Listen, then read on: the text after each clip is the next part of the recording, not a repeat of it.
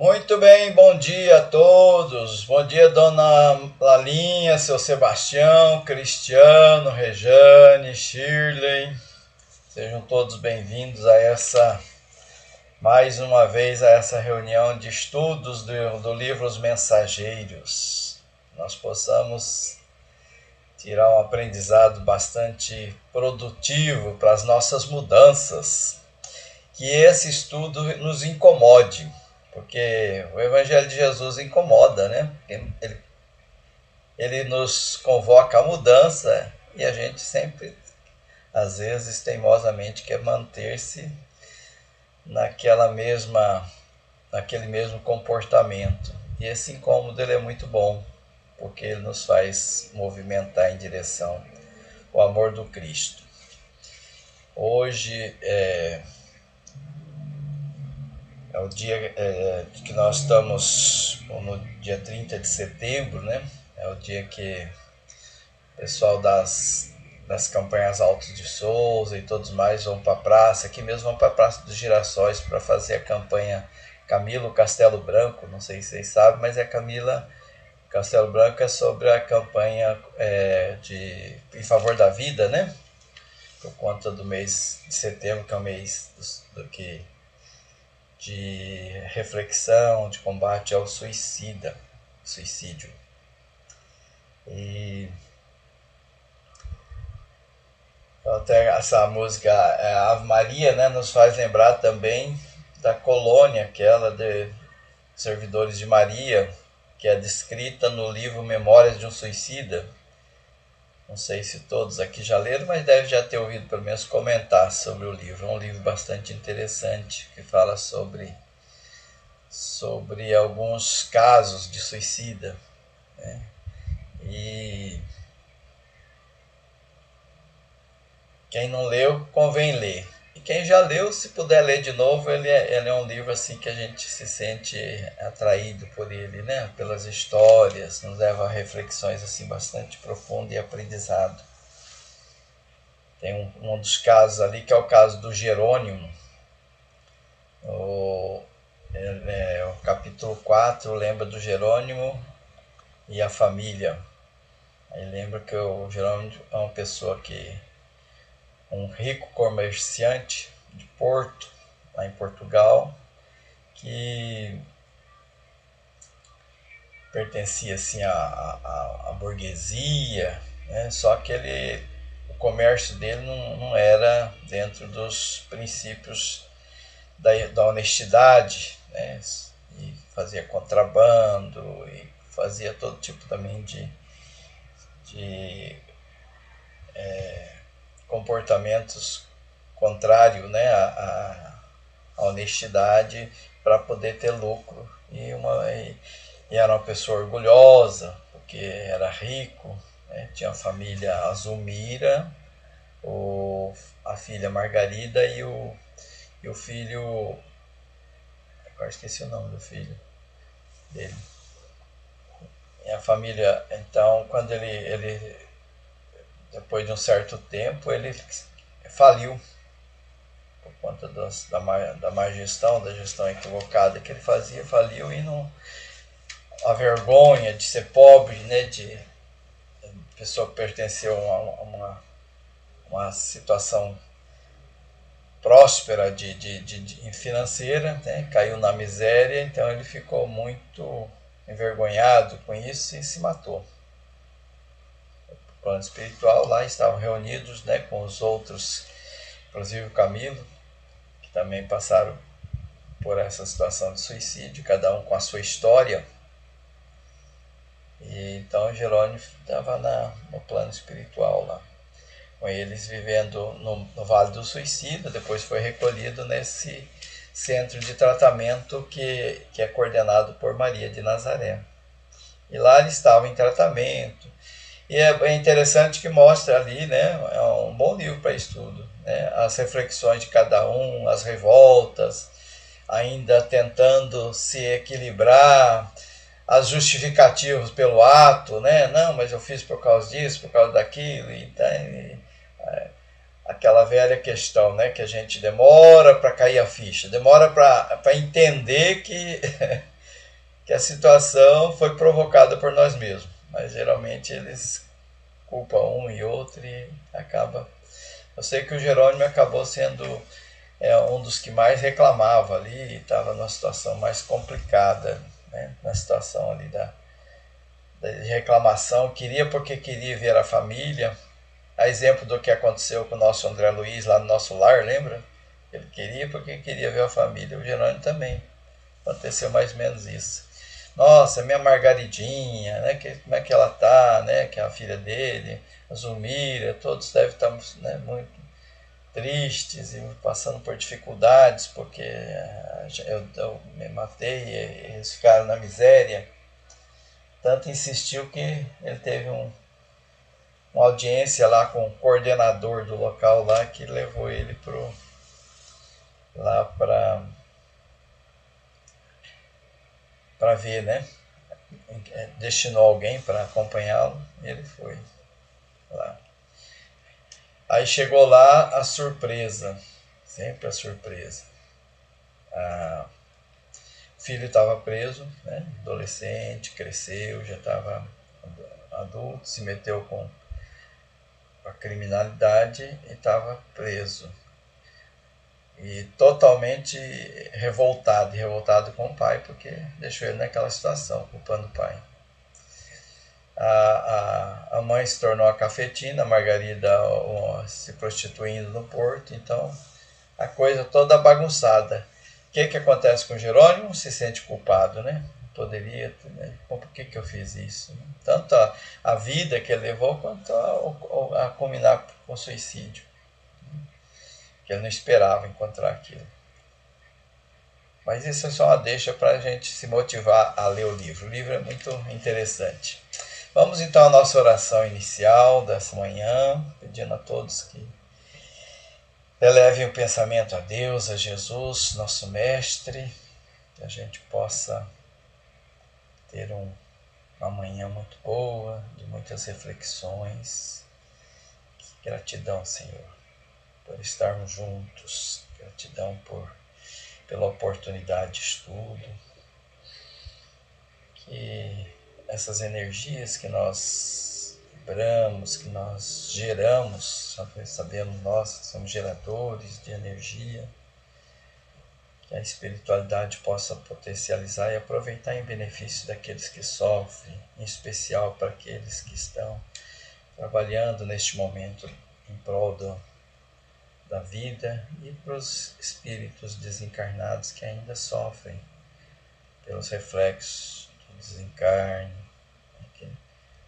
ainda provocado, né? Que eles possam se reabilitar, entender o Evangelho do Cristo e buscar o arrependimento para que a espiritualidade possa atuar em auxílio dessas pessoas. Que a paz do Mestre Jesus permaneça entre nós. Muito bem. Assim seja. Graças a Deus. Dona Lalinha, a senhora está com o seu microfone desligado, viu? E o seu Sebastião também. De repente a senhora quer falar alguma coisa, né? Então, talvez seja bom deixar ele ligado. Ou se tiver com alguma dificuldade, né? Aí às vezes, aí tudo bem. Mas, então vamos lá. Hoje nós vamos ver o capítulo 13, Ponderações de Vicente. Sobre essa questão que nós comentamos aqui no início, alguém quer fazer algum comentário? Alguém que já leu o livro? Quer fazer alguma consideração?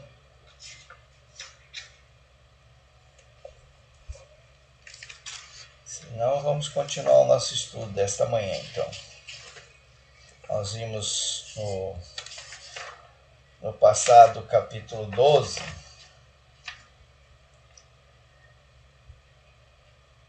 que era sobre a palavra de Monteiro.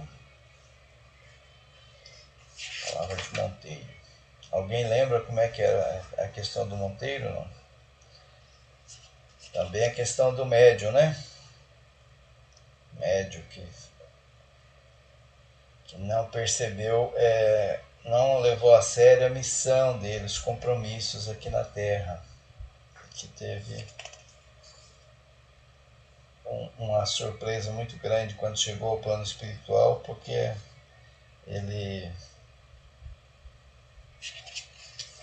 agia aqui de forma incorreta, né, no exercício da mediunidade. Ele começava a exigir muito dos espíritos, dos médiuns, essa questão.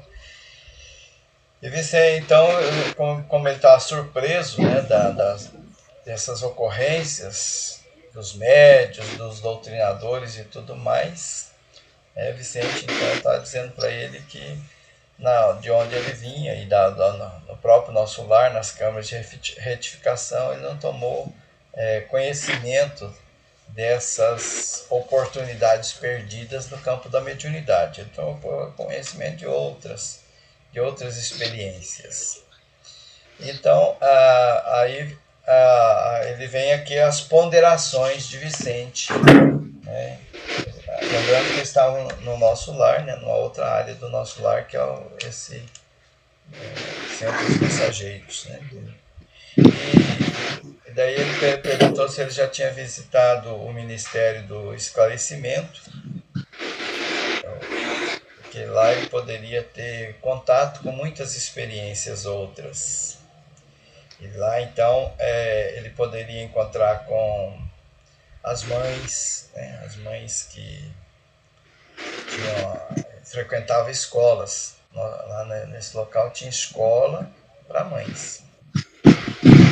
Milhares de irmãs que estavam lá porque tiveram a maternidade fracassada. Que reencarnou aqui na Terra e não foram boas mães. Então estavam lá para aprender a ser mãe, né? Buscando se reconstruir, né? Essa questão das mães.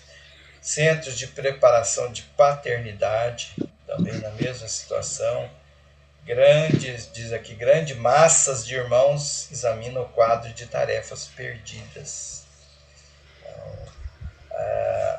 Os pais, né, que também foram maus pais, talvez negligentes, ou aqueles que até deram maus exemplos, né, para os pais, lembrando da nossa conversa inicial aqui do Jerônimo, né? O Jerônimo foi um exemplo muito ruim para os filhos. E ele amava de paixão os filhos, olha só, né? Tanto é que ele queria ver, estava muito preocupado com todos, mas era um amor estranho, né? Um amor onde ele entregava para os filhos maus exemplos, né? Uma educação equivocada. Porque nós temos que lembrar que a educação é o exemplo, é o falar, entra, como diz o ditado, né? Entra por um ouvido e sai do outro. O que fica mesmo é o exemplo. Então os filhos, principalmente nas primeiras fases, né?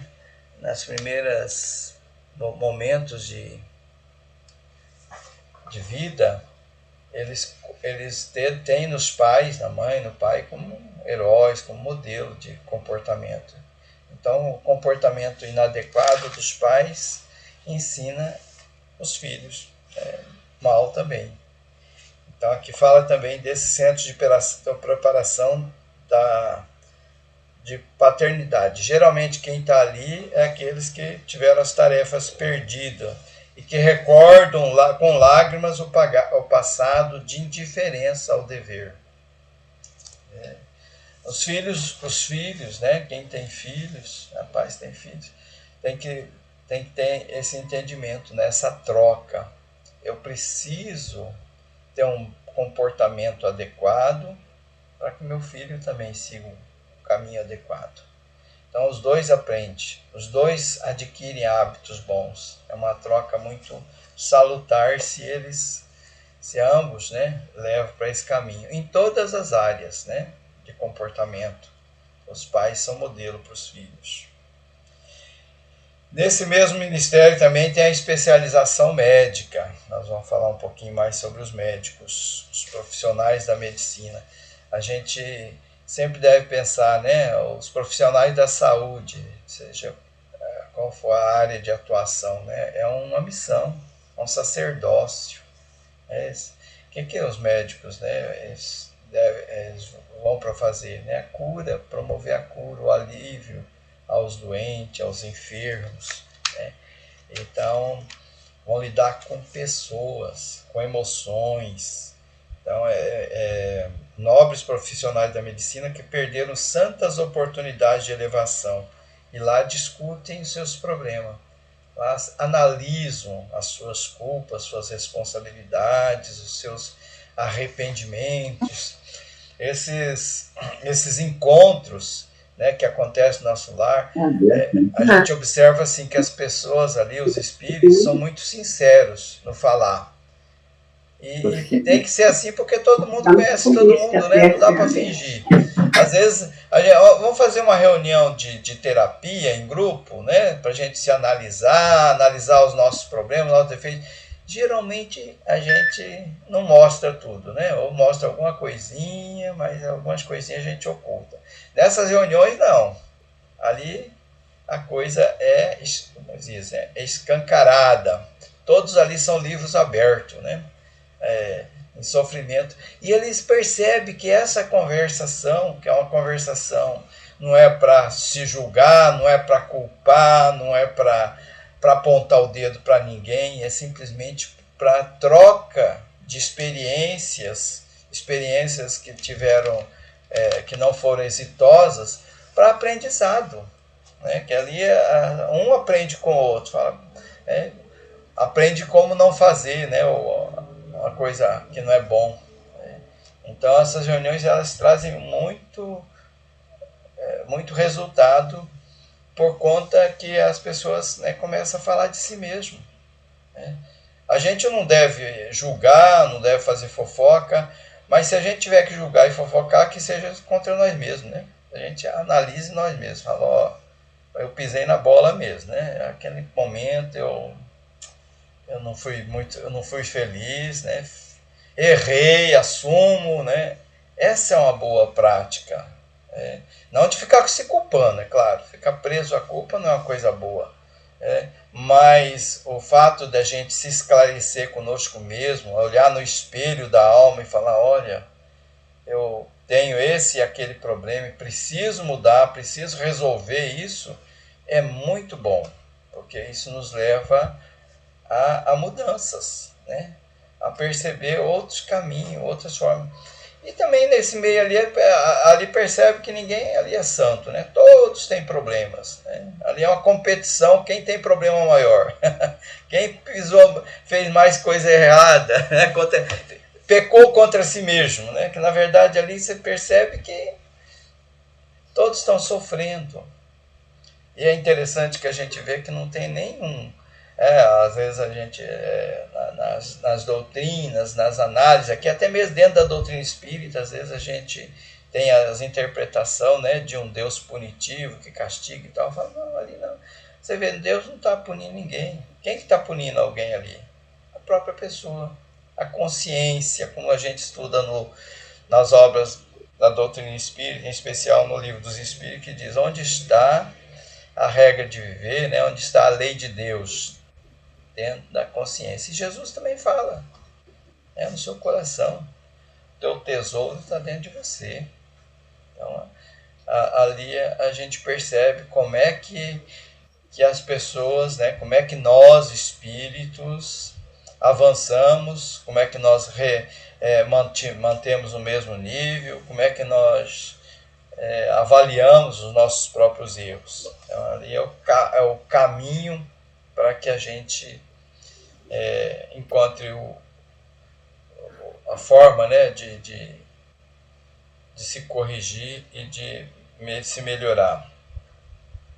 E aí, então, quando ele fala que tem um local especializado, né, em atender médicos, André fala, mas por que nós não fomos lá, né, nós dois? Porque nós não nos achamos lá.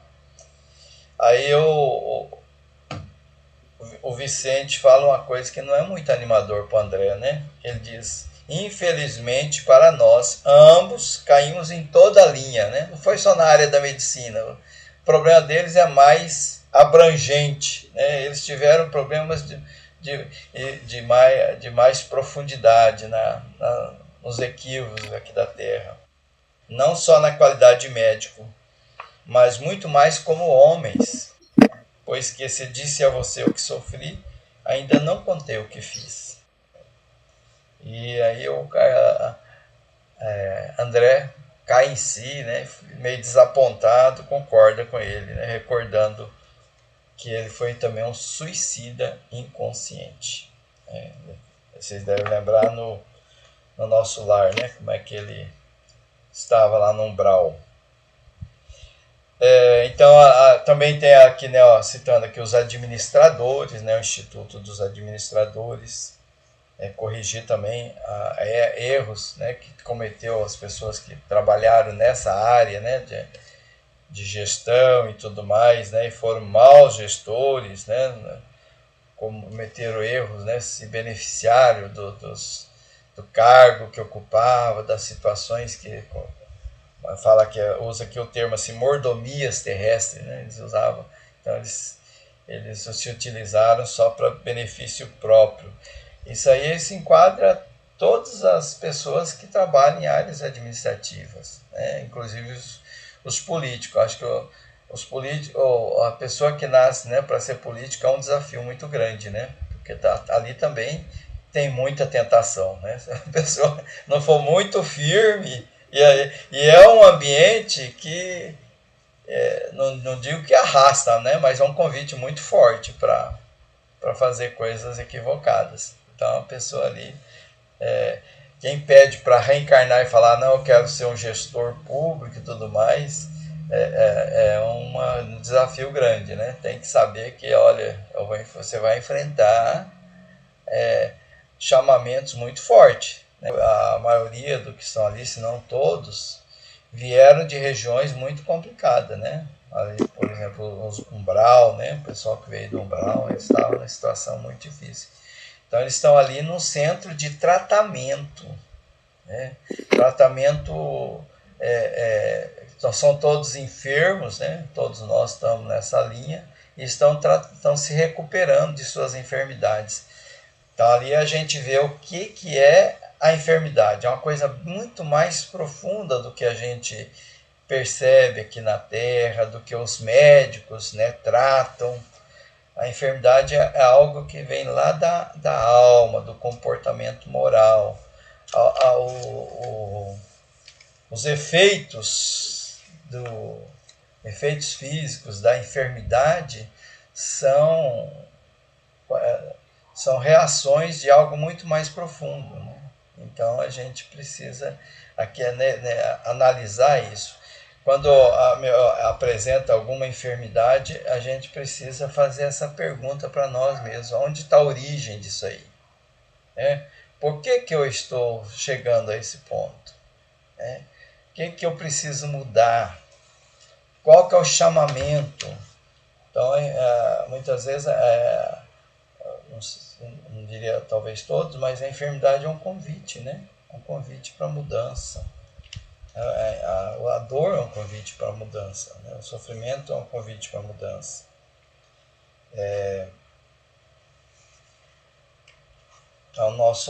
O pessoal que chegou já ao nosso lar, então ele está numa situação bem melhor. Então aqui diz o Vicente, somos numerosos os falidos nas missões terrestres. Não só eu ler, alguém leia para nós esse quadro, senão só eu falo. Acho que. Eu posso ler. Isso, então faz leitura para nós. Se comentar também é bom. Então, eu vou só ler. Tá bom, então. Tá certo. Somos numerosos os falidos nas missões terrestres. E note-se que todos que hajam chegado às zonas, como nosso lar, devem ser levados à conta dos extremamente felizes. O estágio aqui, André apresenta uma bênção do Senhor. E por muito que trabalhássemos, nunca retribuiríamos a essa colônia na medida de nosso débito para com ela, pelo ensejo de serviço edificante que nos oferece. Então, por isso que ele diz ali, né? O nosso lar é uma bênção. Quem que é recebido no nosso lar? O que é o nosso lar, então? É um grande hospital? É uma grande universidade? Seria uma prisão? Né? Acho que é um pouco de tudo isso, né? Não uma prisão de muros e de agentes e tudo mais, mas uma prisão que nós mesmos nos colocamos pelas nossas reflexões, né? Nós ainda, às vezes, quando chega ali no nosso lar, nós ainda estamos preso a culpas, preso aos arrependimentos, preso muitas vezes a querer culpar outros, né? Aqui, quando acontece alguma encrenca, a gente culpa todo mundo, até Deus, né? Poxa vida, Deus, como é que eu não mereço isso? Ali também, né? Então, é um estágio ali, né? De recuperação. É um local de transição. A estrutura que tem lá, a forma de tratar, a gestão, a administração de lá, né, do nosso lar, por exemplo, né, são modelos que possivelmente, quando a Terra talvez alcançar um nível melhor, né, de estágio, muitas daquelas formas de gestão e tudo mais, talvez nós traremos para cá, para a Terra, né, de fraternidade, de união, de amor, né, entre as pessoas, que nós aqui ainda estamos trabalhando isso muito raramente. Então a colônia é isso.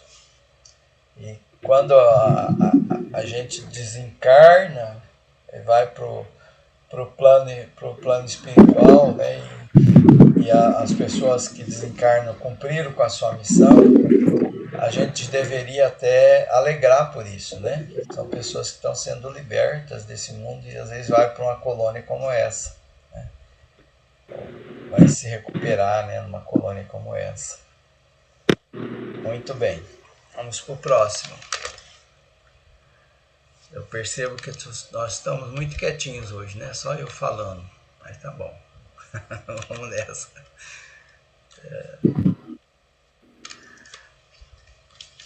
A influenciação santificante dos ministérios da elevação e da união divina eleva o pensamento de todos sem que perceba. Quando eu estou num ambiente legal, né, de boas influências, tudo me leva àquela situação. Por isso que não justificando, né? Mas por isso que a gente fala, às vezes a gente fala bem assim, você está no mundo espiritual, né? Lá todos cercados de cuidados, né? Todos pensando no bem, todos pensando no amor. É claro, aí é fácil, né? Aí é fácil. Vem para a Terra para você ver como é que o bicho pega aqui. Até aqui a coisa fica mais difícil. Mas ainda assim, você vê que mesmo lá nesse ambiente todo preparado, ainda tem alguns que caem, né? Você cai por algum tempo, temporariamente, né? Como voltando de novo ao exemplo de Jerônimo, ou do próprio André Luiz, que foi visitar a família, né? Deu uma pequena queda, mas ainda assim, né? Por que nós caímos? Porque nós somos frágeis ainda nessa área de tentações, né, de sugestões. A gente ainda não resiste ao chamamento dos prazeres da matéria e tudo mais. A gente ainda se deixa levar. Então lá o pensamento de todos a eleva. Isso é um convite para nós, né? O vigiar e orar de Jesus está aqui, ó, né? Se nós nos mantivermos numa sintonia boa, o maior tempo possível, que a gente mantivesse isso o tempo todo, os sentimentos, as emoções, os pensamentos elevados, a gente ajudaria a construir o nosso mundo melhor. Não só o nosso mundo interior, como a nossa volta. E isso é uma questão também de hábitos. Quanto mais nós buscarmos fazer isso, mais a gente vai se blindando contra esses outros chamamentos. Nós vamos nos construindo nessa área. A gente vai se modificando de forma mais permanente, que daí se torna um hábito. Buscar essa elevação. Isso é um convite que o tempo todo nós recebemos na doutrina espírita. Manter os sentimentos bons, manter-se em oração, evitar ter contatos com aquelas situações que a gente ainda é muito frágil, né? A gente fugir delas, né? Quem tem uma tendência à violência, por exemplo, né? Evitar ler coisas sobre violência, assistir, estar em contato com isso, né? Então, são situações que nós mesmos podemos colocar em nossas vidas, nos nossos hábitos, para mudar a gente, né? Nesse sentido, nos modificarmos. Então tá, agora ele está dizendo de novo na medicina. Alguém pode fazer a leitura para nós? A Shirley, você está com dificuldade para desligar o microfone, é isso? Por isso que você pediu? Tá ligado agora? Você pode ler? Eu não estou te ouvindo, acho que seu som não está chegando para nós. Deve estar com algum probleminha, então. Então eu posso ler de novo. Então tá. Vamos lá. Vamos lá. No que concerne à medicina, os colegas em bancarrota espiritual são inúmeros. A saúde humana é patrimônio divino e o médico é sacerdote dela. Os que recebem o título profissional em nosso quadro de realizações, sem dele se utilizarem o bem dos semelhantes, pagam caro a indiferença. Então, olha aí, quando eu li essa parte aqui sobre a medicina, eu fiquei meio assustado, né? O exemplo também do André Luiz, né? A gente não basta ser aquele médico assim que cumpre simplesmente aquela parte profissional, né? É preciso ir além. Ele lembra aqui, né? É um sacerdote. Um sacerdote. A gente lê nas obras espíritas, né? E nessa mesmo, que a parte mais significativa do tratamento de um paciente está na forma como o médico trata a pessoa. Seu microfone não está funcionando, né? Tá ok, vou fechar então.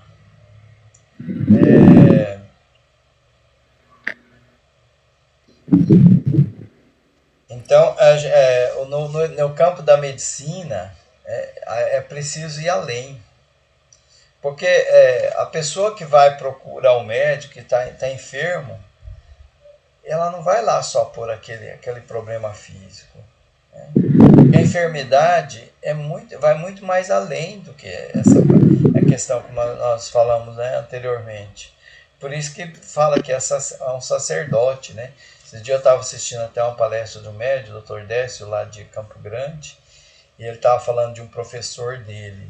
E ele falou bem assim, meu professor falou bem assim, que para exercer a medicina, uma situação que é fundamental, primordial, quando você recebe um paciente, você olhar nos olhos dele, né? Acolher ele, receber ele com carinho, né? Que ele é uma pessoa que está ali precisando mais do que uma medicação apenas, Então, às vezes os médicos, né, tratam os seus pacientes com indiferença, com mais um número, como apenas aquele interesse financeiro, né, como nós vamos ver aqui no caso, no exemplo que nos traz aqui de um médico que atua nesse aí.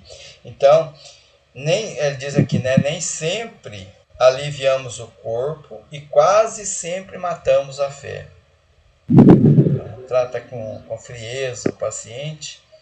Então, às vezes porque muitas vezes a dor física, ela tem muito a ver com a mente, né? Nós potencializamos aquela dor ou aliviamos. A Shir está dizendo aqui sobre o caso do médico que mesmo tempo operava, pensava em negócios bancários. É esse caso aqui. Isso mesmo. Então, ele causava, e diz mais, né, que muitos dos pacientes que se salvaram foi por intervenção da espiritualidade, não foi tanto por ele, porque ele estava só pensando nas questões financeiras, questão bancária, né, como diz, ele era.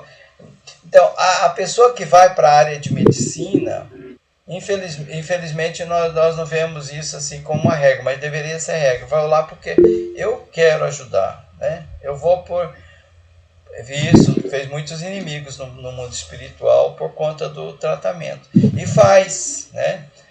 O médico ele faz muitos amigos, né? E faz muitos inimigos também, depende da atuação dele. A indiferença. A pessoa, às vezes, nem foi responsabilidade. Às vezes o médico fez certinho, a pessoa morreu, desencarnou. Mas pela forma como ele trata o outro, a negligência, o interesse, né? A pessoa fala bem assim, ele foi culpado da minha morte. E daí se torna um inimigo no plano espiritual. Eu lembro de um comentário de um paciente. Eu posso até falar quem é, né? Minha mãe, ela desencarnou já. Ela, às vezes, ela vinha e comentava, passou por algumas cirurgias e aquela aplicação da anestesia, a pessoa permanece consciente, né? E ouve tudo que está acontecendo em volta. Então, ela ouvia a conversa dos médicos. Ela falava, meu Deus do céu, Dilon, aquilo ali parece um açougue. Eles ficam comentando, contando piada, conversando coisas que não tem nada a ver. Quer dizer, que sacerdócio é esse que está exercendo ali com esse tipo de comportamento? Né? Como é que... Então, o médico ele deve ter essa consciência, está lidando com seres humanos. Aliás, todas as profissões, né, têm as suas responsabilidades, né? E nessa área de saúde, muito mais. Né? O psicólogo, né? Então, recomendo a ela a leitura de alguns livros espíritas e algumas palestras. Né? Mas é importante, né, ser um médico sacerdote. Né? Essa palavrinha ela se aplica bem. Não sei se vocês já leram, né, sobre o livro Memórias do Padre Germano, né, que fala sobre o sacerdócio. Ali fala sobre o verdadeiro sacerdócio, como é que é, né? Meu Padre Germano é um exemplo disso. É uma leitura gostosa, agradável de ler. E lembra ali, né? Então, quando fala sacerdote, eu sempre me recordo do Padre Germano. Então, exercer com amor, com dedicação, né? Com abnegação, com devoção mesmo à profissão. E aí ele lembra aqui de Jesus também, né? Jesus era o médico. Entre um mestre médico, né? E médico Jesus. Ele expulsara febres malignas, curava leprosos, cegos de nascença, doentes, dava-lhes esperanças novas e convidava-os à compreensão da vida eterna. Então, esse caso, né, que a Shirley citou aí, né, do médico que se interessava mais pela parte financeira, depois, no plano espiritual, né, ele passou por longo tempo numa situação de perseguição, né, dessas pessoas. E às vezes a pessoa, aos olhos aqui da sociedade, ele é um bom médico, é um bom profissional. Mas como é que ele está exercendo essa profissão, né, dele? Como é que ele está trabalhando, né? Então Jesus é o modelo. O Jesus promovia a cura, né, mas aquela cura mais profunda, né? Aquela cura da alma mesmo, né? Que todos nós precisamos. Vamos para frente, então. Então aqui fala o amigo do Vicente, né? Que ele se deslembrou com dinheiro e ele estava operando, né? E o pensamento dele nem estava ali na cirurgia, que foi o exemplo que nós citamos. E muitas vezes a espiritualidade teve que interceder, teve que ajudar ele, porque senão ele ia cometer erro que poderia matar o paciente. Então, mas os pacientes viam, né, que ele era irresponsável, que ele era negligente, que ele não era muito preocupado com a questão. E como desencarnaram, falavam, foi ele que matou, né? E daí, no outro plano, aguardaram, né? Ele não... É claro que nem todos, né, fazem isso, né? A gente tem que pensar também que existe muita gente boa que perdoa. Ainda que culpa o médico, fala, o médico matou, mas tá bom, Deus sabe o que faz, né? Era o meu momento mesmo. E se livra, porque a vingança é uma prisão, né? Devemos sempre lembrar disso, né? Esses espíritos que culpam o médico e chega e fala, não, vou me vingar, eu vou perseguir, ele está se punindo também, né? Está punindo o outro, né, o médico, e se punindo. Se eu tenho algum problema, ódio, alguma encrenca com alguém, o melhor caminho para eu me livrar dessa pessoa é o amor. Porque se eu fico desejando mal, com ódio, desejando vingança, eu fico mais preso a ela ainda. Ainda arrisco a reencarnar com ela na minha família. Né? Às vezes um pai, uma mãe, um irmão, um esposo, uma esposa, né? Então, eu quero me livrar desse problema, né? Desse ódio, desse desejo de vingança, quero me livrar. É o perdão. Não existe outro caminho. Né? Se eu guardar rancor, guardar mágoa, e o caminho para isso é ressignificar sempre, né? Olha o outro de uma forma diferente, não olha ele como... Que às vezes a gente olha o outro assim, olha, ele quer me prejudicar. Ele está fazendo isso que é para me prejudicar. Não. Uma mulher diferente. Ele está fazendo isso para ser feliz. Infelizmente é o caminho dele. Ele ainda não sabe como ser. E a gente... não, isso aí é a lição do Chico Xavier também, né? E a gente deve até agradecer ele, porque ele é nosso personal trainer, né? Da moralidade. Ele está exercitando a nossa paciência, nosso perdão, nossa resignação, nossa compaixão, um monte de coisa, né? Ressignifica, né? Vamos fazer isso aí por mais, vamos transformar isso numa coisa boa, né? Do limão à limonada, como diz o ditado, né? Não vamos levar, né? Uma coisa assim que é muito complicada nessa área é a infidelidade conjugal, né? A gente sempre fala, não, fez porque queria me prejudicar e tal. Não, ele fez porque queria ser feliz. Né? Ele acha que com você não pode ser feliz, com o outro ele pode. Vá com Deus, que seja feliz. Vou torcer para que ele seja feliz. Mas não, a gente fica naquela, né? Nossa, você viu, eu não podia fazer isso comigo, né? Me trocou por outro, né? Aí a gente ao invés de se valorizar, desvaloriza mais ainda, né? Que acha assim, não, trocou por outro, que acha que eu sou pior que a outra. Não é nada disso, nem pior nem melhor. Cada um tem seu gosto, né? Sua forma de ver a vida. Né? Perdoe e ame. Né? Procure manter um bom relacionamento por você mesmo, não é pelo outro, não. Às vezes a gente fala, não, vou manter um bom relacionamento por causa dos meus filhos. Senão, não, por você mesmo, faça por você. isso vai beneficiar os filhos, né? De qualquer forma, mas vai beneficiar muito mais você, se você tiver esse comportamento. Muito bem. Então, ele não é responsável pelas mortes, mas responsável pelas inimizades, né? Então, como nós dissemos ali. E ele também se julga culpado por isso, né? Então, por isso que ele, perante a justiça divina. Cadê? O Cristiano vai ler? Ele está aí ainda? Eu não tô vendo ele. O microfone dele está desligado. Não sei se Então eu vou ler. Tá bom. A noção do dever bem cumprido, André, ainda que todos os homens permaneçam contra nós, é uma luz firme para o dia e abençoado travesseiro para a noite.